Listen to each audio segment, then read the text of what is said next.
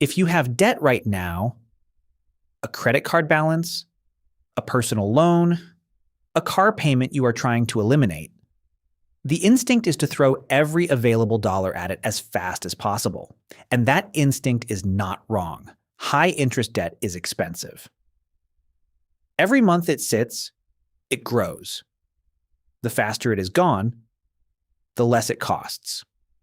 That logic is sound, but there is a specific thing that needs to happen before the aggressive debt payoff begins.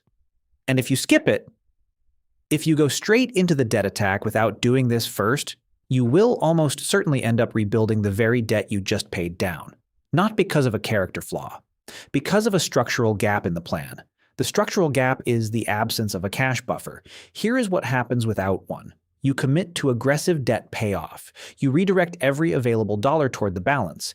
The balance declines. You are making real progress. Then something happens. A car repair, a medical bill, an appliance replacement, a month of reduced income. It does not need to be catastrophic. It just needs to be a few $100s more than you have in your checking account. And because you directed every available dollar toward the debt, you have no cash reserve to absorb it. So you put it on the credit card. The debt you just spent months paying down has rebuilt in a single event. The interest clock resets. The progress is partially or fully erased. And you are now in a position where the aggressive paydown strategy has cost you more in total interest than a more sequenced approach would have. This video is about the sequence. The specific thing to do first, exactly how much and why the order produces a better total outcome than pure debt speed. Let's start by naming the thing that needs to happen first, because the warning in the title only makes sense once you understand what you are being warned to do before the debt attack begins. The thing that needs to happen first is building a minimum cash buffer of $1,000 in a high-yield savings account at a separate bank from your checking account. Not 3 months of expenses. Not a full emergency fund. $1,000. Before a single extra dollar goes toward accelerated debt paydown. Here is why this specific number. And not a different one. The most common financial disruptions that derail debt paydown plans: car repairs, minor medical expenses, home appliance failures, an unexpected bill, land in the range of $300 to $800 for the majority of events. A $1,000 buffer absorbs the most common category of disruptions entirely, without requiring any money to move from the debt paydown track to cover it. The debt paydown continues uninterrupted. The buffer absorbs the hit and is then rebuilt over the following weeks. A full 3-month emergency fund, which is the correct long-term target, takes considerably longer to build and would delay the debt attack by months. The $1,000 minimum buffer represents the specific point at which the most common disruption events are covered, and the debt paydown engine is protected from being interrupted, without requiring a multi-month delay before the debt attack begins. $1,000, separate account, separate bank. That is the starting condition for the debt attack. Now let's talk about why the separate bank matters, because this is a detail most people skip, and it is not a minor detail. When the cash buffer is in the same bank as your checking account, it does not psychologically function as a separate fund. It is money you can see in the same app, access with the same login, and transfer to your checking account in seconds with no friction. In that configuration, the buffer is functionally available to lifestyle spending. It is just money sitting nearby. The spending temptation is real and continuous. When the buffer is at a separate institution, a different login, a different app, a 2-business-day transfer delay, it creates what behavioral economists call healthy friction. The inconvenience of accessing it means it is only accessed for genuine disruptions, not for discretionary spending that feels urgent in the moment. The buffer stays intact. The debt paydown continues. This structural separation is not about distrusting yourself. It is about designing a system that works with your behavioral tendencies rather than against them.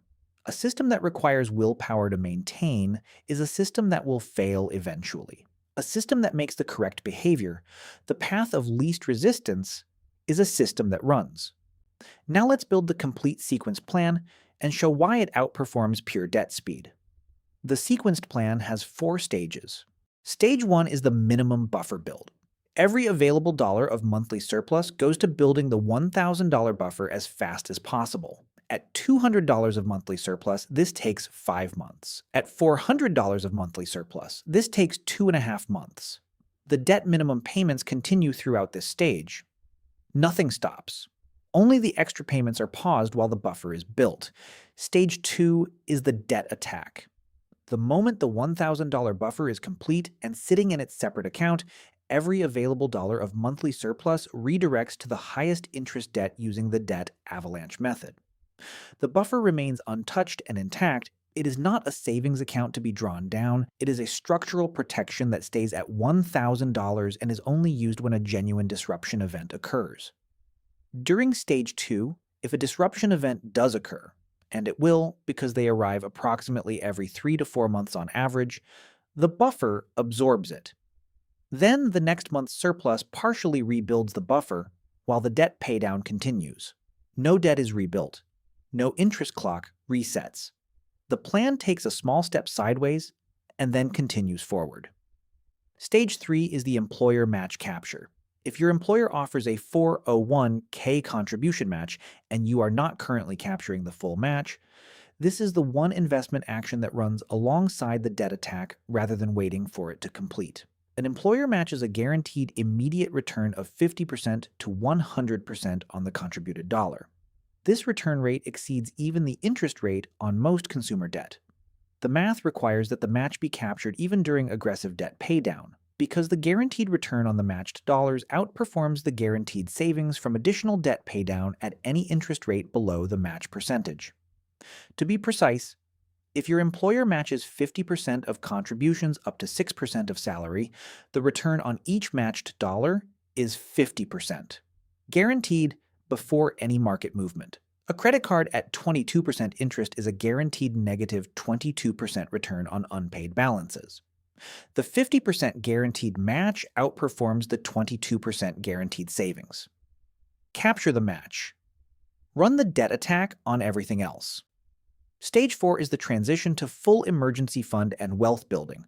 When the last high-interest debt is eliminated, the monthly payment that was going toward it does not go to lifestyle. It goes immediately to building the full emergency fund from $1,000 up to 3 months of essential expenses. This phase typically takes 3 to 6 months depending on essential expense level and monthly surplus. When the full emergency fund is complete, the entire surplus, the free debt payment plus the savings contribution, plus any income growth that occurred, redirects to investment contributions permanently. Now let's run the math comparison that makes the sequence concrete. Scenario A is the pure debt speed approach with no buffer. Starting balance, $4,000 on a credit card at 22% APR. Monthly surplus available for extra payments, $300. Expected payoff timeline without disruptions, approximately 17 months. Total interest paid without disruptions, approximately $800. But disruptions are not optional. They arrive.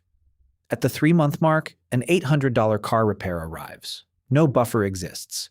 The $800 goes back on the credit card. The balance is now approximately $4,100, higher than where the attack started because interest has been accumulating while the attack was running. The payoff timeline extends by approximately 4 months. The total interest paid increases to approximately $1,100. At the 9-month mark, a $400 medical bill arrives. Same sequence. Another partial rebuild. Another timeline extension. Final total, 24 months to pay off the original $4,000 balance. Total interest paid, approximately $1,300. Scenario B is the sequenced approach. Same starting balance, same monthly surplus of $300. First 5 months, buffer building. Buffer reaches $1,000. Debt attack begins in month 6. At month 8, the car repair arrives, absorbed entirely by the buffer. Debt attack continues uninterrupted. Buffer rebuilds over the following 2 months while the attack continues. No debt rebuilt, no interest clock reset. Total payoff, 20 months from start. Total interest paid, approximately $750. Scenario B takes 3 months longer to begin the debt attack. It finishes 4 months sooner. It saves $550 in total interest. The buffer cost nothing except a 5-month delay in starting. The delay paid for itself and then produced a significant surplus in saved interest. This is what "the sequence matters more than the speed" means in practice.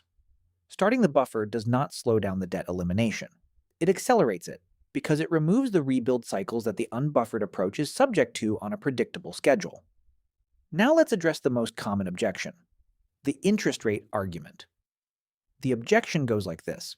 While you are building the $1,000 buffer, you are paying interest on the debt that you could be reducing. The buffer earns 4 to 5% in a HYSA. The debt costs 22%. You are losing the spread, approximately 17 to 18% on the buffer amount for the 5 months it takes to build it. The math of this objection is correct as far as it goes. On $1,000 at an 18% spread over 5 months, the cost of holding the buffer instead of attacking the debt is approximately $75 in additional interest. The cost of a single disruption event without the buffer, the rebuild cycle, the extended timeline, the additional interest, is on average $300 to $500 in total additional interest across the life of the debt paydown. The buffer costs $75 to maintain. It saves $300 to $500 on average when the disruption event arrives. The expected value of holding the buffer is strongly positive, even accounting for the interest rate spread. This is why the sequence produces a better total outcome than pure speed. It accounts for the probabilistic cost of disruption events, not just the deterministic cost of daily interest. The $1,000 is not a detour from the debt paydown. It is the thing that makes the debt paydown work as intended rather than getting interrupted and rebuilt on a repeating cycle. The 3 actions to complete before this video ends. 1. If you do not have $1,000 in a separate high-yield savings account right now, that is your only financial priority until it exists. Not debt paydown, not investing, not anything else. $1,000, separate bank. This week, begin directing all available surplus to this account. 2. If you already have $1,000 in a separate HYSA, the buffer is in place, and the debt attack can begin or continue at full capacity. Every dollar of surplus above the buffer goes to the highest interest debt first. 3. Regardless of where you are in the sequence, verify that you are capturing your full employer 401k match if one is available. This is the one action that runs alongside everything else at every stage, because the guaranteed return on matched dollars outperforms every other available deployment of those specific dollars. The sequence is not complicated. Buffer first, debt second, with the match running alongside it, emergency fund third, wealth building fourth, in that order, for specific mathematical reasons that make the total outcome better than any individual piece of the sequence run in isolation. Paying off debt is one of the most financially valuable things you can do. The $1,000 buffer before the debt attack is not a detour. It is the thing that makes the debt attack succeed without being interrupted and rebuilt every time life happens.